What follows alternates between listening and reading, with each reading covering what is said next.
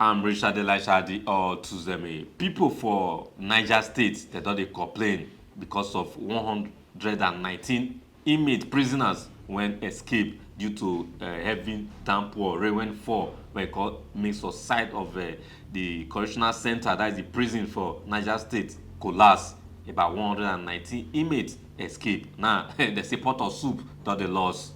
They don't they boss people door.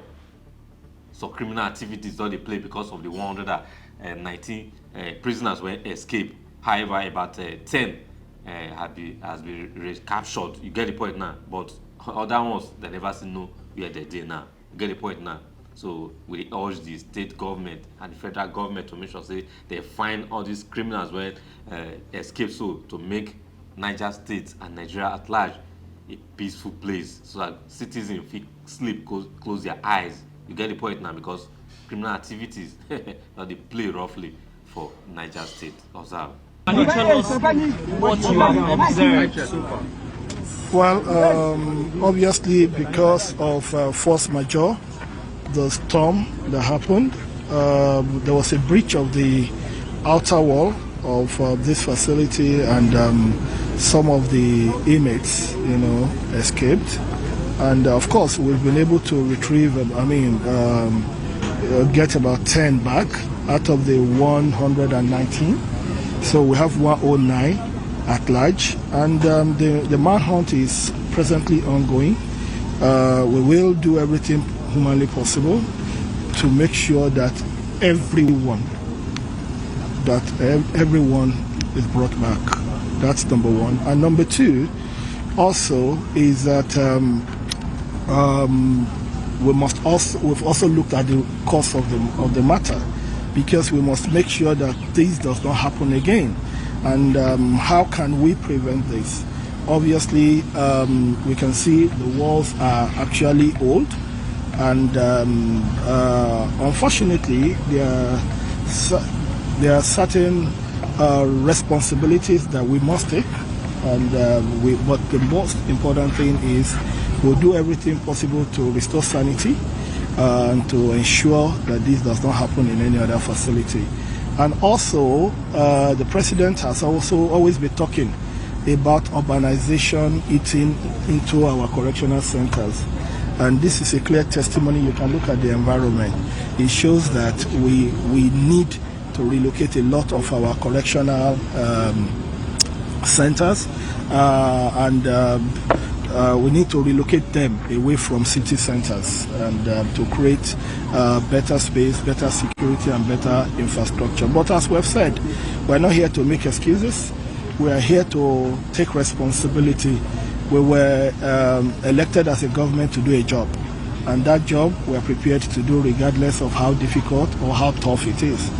But we want to assure you that we are talking to sister agencies to make sure that we are able to synergize, collaborate, ensure that there's timely return, of these escapees, and you can be rest assured we'll put everything in place to make sure that this does not happen again. Honorable, how many did escape now? I said 119 escaped, and 10 had been gotten, so we still have 109, at large. And let me say this was a facility that was built to house 250, and obviously because of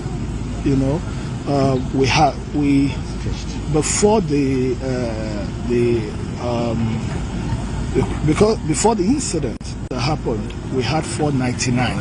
This goes to what we keep talking about overcrowding in our correctional centers. So this is, as much as by the grace of God, I'm very optimistic we'll solve this problem, but it also gives us probing questions, and it's for in every crisis, there's always an opportunity for greatness.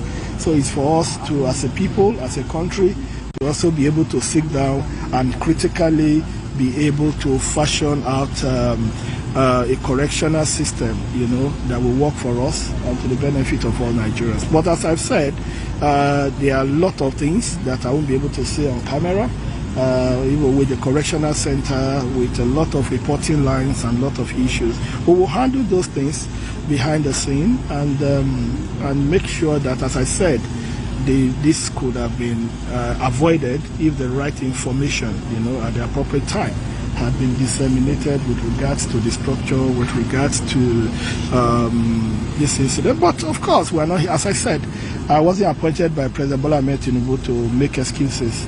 I was appointed by him to take responsibility, and we are not shying away from this responsibility. We will take it, and we will get them back, and we will secure our correctional centers and make sure that this doesn't happen anywhere else in Nigeria. Thank you very much. Sir, please, we've seen some immediate interventions in the NI, the immigration, and as regards even welfare of officers within your ministry. How soon are we going to see things happen? There are some facilities, being developed. The point here is that we're here for correctional centers. And when you talk about, this is a national issue, and something that borders on national security. It's a sober moment for me as a person. So also I believe it's a sober moment for all of us, and even our men in uniform. We've done a lot, but things like this, could, pull us back a bit. So it's a sober moment for us, and I sincerely think we need to concentrate and focus on the issue on ground, and put all our energy into making sure that we solve this problem as soon as we can. And about welfare, I don't think any of our officers are complaining, because we are doing well. President Bola Ahmed Tinubu has been so magnanimous in making sure that he takes care of the welfare of officers. And I think it's not my responsibility to show their payslip, but I think this government has done better in terms of welfare for officers than any government in modern history of Nigeria. And I think that's what it's about. But as I said, let's concentrate on the correctional center. Let's concentrate on what has happened. Let's see how it affects our security architecture, and let's see the solution that we can provide, both in the short term here by getting these people back, and in the long term in terms of making sure that this doesn't happen in the other 245 correctional centers. I think that's the focus now. That's the debate that we should have. That's where we should focus our energy. Nigerians must be safe. Nigeria must be a safe nation. And our custodial centers must not just be home for the most vulnerable, but must be a place of hope, even for the most hopeless in our society. I think that's what we should focus on at this point in time. Thank you. Thank you.